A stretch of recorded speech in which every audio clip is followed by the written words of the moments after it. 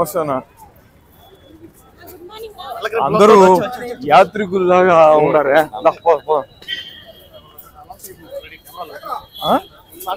Alert అయినారా ఎక్కడ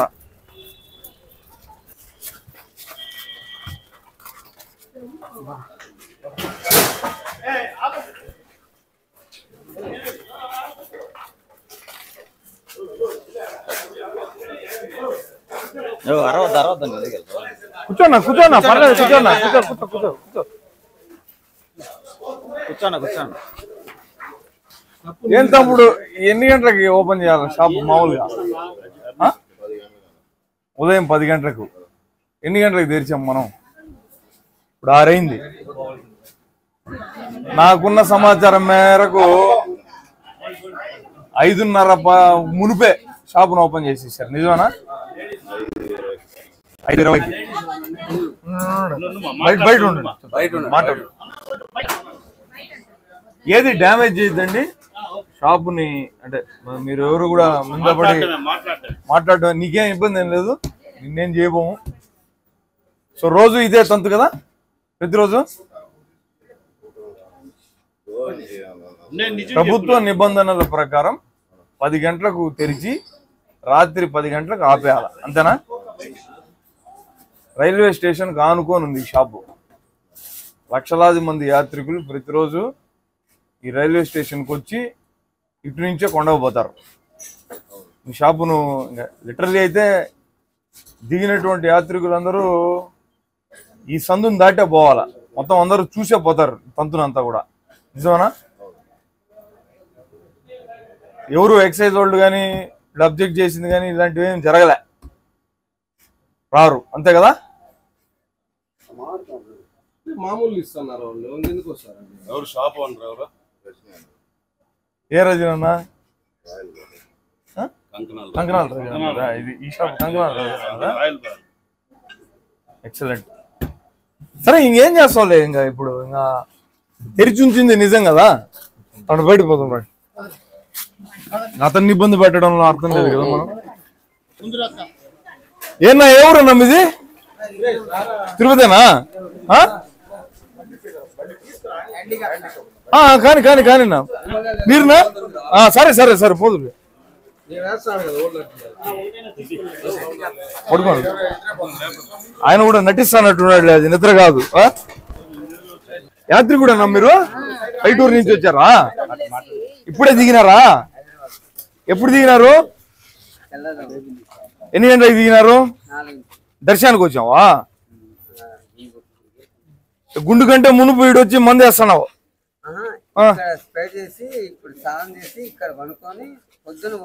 యాడా మా వైన్ షాప్ లోనా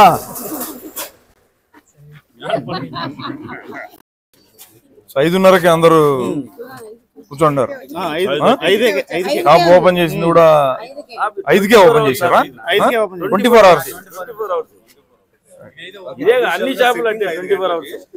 పవిత్ర పుణ్యక్షేత్రమైనటువంటి తిరుపతి నగరాన్ని మద్యం పూర్తిగా ముంచేస్తుంది బడులు గుడులు తెరుచుకునే కంటే మునిపే మద్యం షాపులు ఓపెన్ అవుతున్నాయి ప్రభుత్వ నిబంధనల ప్రకారం ఉదయం 10 గంటల నుంచి రాత్రి 10 గంటల వరకు మాత్రమే నడవాల్సినటువంటి మద్యం షాపులు 24 గంటల పాటు నడుస్తున్నాయి ఇదేదో ఇక్కడ ఈ మద్యం షాపుకు మాత్రమే పరిమితమైనటువంటి విషయం కాదు ఇది తిరుపతిలో ఉన్నటువంటి అన్ని మద్యం షాపులు ఇలా 24 గంటల పాటు నడుస్తూ ఒక్కొక్క మద్యం షాపు ఒక బారుగా మారిపోతుంది ఇక్కడ ఈ సెట్టింగ్ అంతా చూస్తే ఈ వైన్ షాప్కి వచ్చినటువంటి వాళ్ళు ఇక్కడే తాపీగా కూర్చొని ఇక్కడే తాగేటటువంటి సదుపాయాన్ని కూడా వీళ్ళే కల్పించారు అంటే ప్రభుత్వంలోకి వచ్చిన తర్వాత సంపదను సృష్టిస్తాము రాష్ట్రాన్ని అభివృద్ధి చేస్తామని చెప్పేటటువంటి కూటమి పార్టీ నాయకత్వం మరి ముఖ్యంగా చంద్రబాబు నాయుడు గారు మద్యం ద్వారా సంపదను సృష్టించి తద్వారా రాష్ట్ర ప్రజల కుటుంబాలను ఛిద్రం చేస్తున్నారు స్కూల్ పిల్లలు స్కూల్కి వెళ్ళాలంటే కనీసం 2-3 మద్యం షాపులను దాటాల్సినటువంటి పరిస్థితి ఏర్పడుతుంది మొత్తం సమాజానికంతా కూడా ఇది ఒక ఇబ్బందికరమైనటువంటి వాతావరణం ఈరోజు రాష్ట్రంలో తలెత్తింది పైగా ఈ నిజాలను కప్పిపుచ్చుతూ అంటే మద్యం షాపులు విచ్చలవిడిగా మద్యాన్ని అమ్మేటటువంటి సాంప్రదాయాన్ని ప్రోత్సహిస్తున్నటువంటి ప్రభుత్వం దీనిని దృష్టి పక్కదారి పట్టించేటట్టుగా వైఎస్ఆర్ కాంగ్రెస్ పార్టీ మద్యం కుంభకోణానికి పాల్పడిందని, లేనటువంటి విషయాన్ని పెద్దది చేసి రాజకీయ కక్షల్లో భాగంగా అరెస్టులు చేసి క్షేత్రస్థాయిలో నిజాలను దాచిపెట్టేటటువంటి ప్రయత్నం చేస్తుంది తెలుగుదేశం పార్టీ ప్రభుత్వం. కానీ నిజాలు వెలుగులోకి వస్తాయి. మీరు చేస్తున్నటువంటి దారుణం ఇది. ఇక్కడ తిరుపతిలోనే పరిస్థితి ఇలా ఉంటే రాష్ట్రంలో మిగతా మద్యం షాపుల పరిస్థితి ఏ విధంగా ఉంటుందో ఒక్కసారి నేను ప్రజల ఊహకే వదిలేస్తున్నాను. పైగా మనం ఉన్నటువంటి ఈ మద్యం షాపు తిరుపతి రైల్వే స్టేషన్కి ఆనుకొని ఉన్నటువంటి మద్యం షాపు. మీరు అక్కడ చూస్తున్నటువంటిది మనకు రైల్వే దీన్ని ఫుట్ ఓవర్ బ్రిడ్జ్, అది రైల్వే స్టేషన్ లో ఉన్నటువంటిది. అంటే రైల్వే స్టేషన్ నుంచి వచ్చినటువంటి యాత్రికులు చూసేటటువంటి మొట్టమొదటి దృశ్యం ఇక్కడ తాగుబోతులు కూర్చొని మద్యం తాగుతుండడం. ఒక ఆయన పూర్తిగా తాగేశాడు. ఆయన హైదరాబాద్ నుంచి వచ్చారంట. దర్శనానికంటే మునుపు ఈ వైన్ షాప్ లో మందు తాగడానికి వచ్చాడు. ఇది పరిస్థితి. సమయం కూడా 6:11 నేను మీతో మాట్లాడుతున్నప్పుడు 6:11 ఇప్పుడైతే వైన్ షాప్ ఓపెన్ చేసింది 5:20 లోపల ఉన్నటువంటి దాన్ని ఆపరేట్ చేస్తున్నటువంటి వ్యక్తి చెప్తున్నాడు. పైగా తిరుపతిలోనే కాకుండా రాష్ట్ర వ్యాప్తంగా దక్కినటువంటి వైన్ షాపులన్నీ కూడా దాదాపుగా తెలుగుదేశం పార్టీ నాయకులకు కార్యకర్తలకు సంబంధించినటువంటివే. ఏం సందేశాన్ని మీరు ఇవ్వాలనుకుంటున్నారు?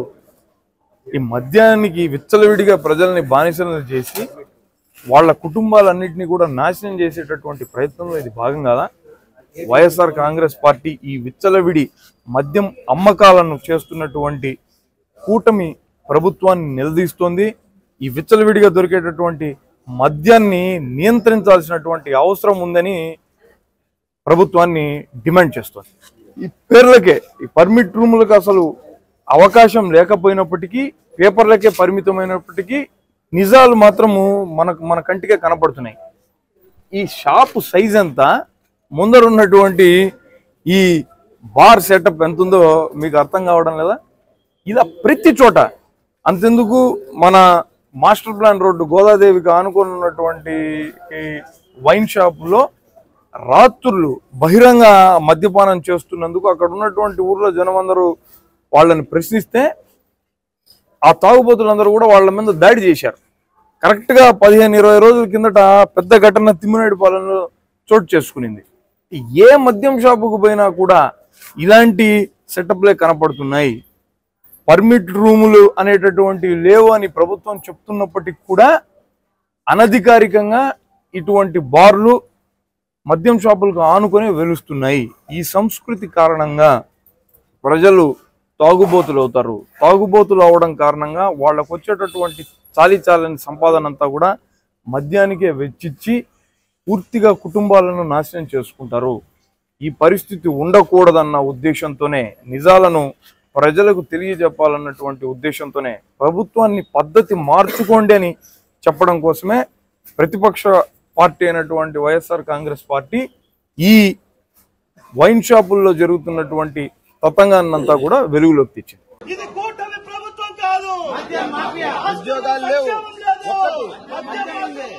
ఉద్యోగాలు లేవు, రాష్ట్రంలో సంక్షేమం లేదు.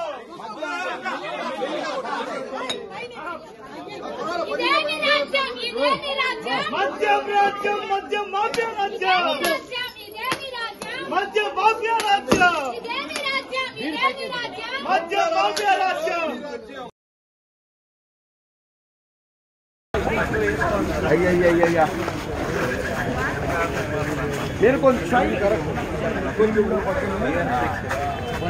ఏరియా మీరే వెనకండి. రజనీ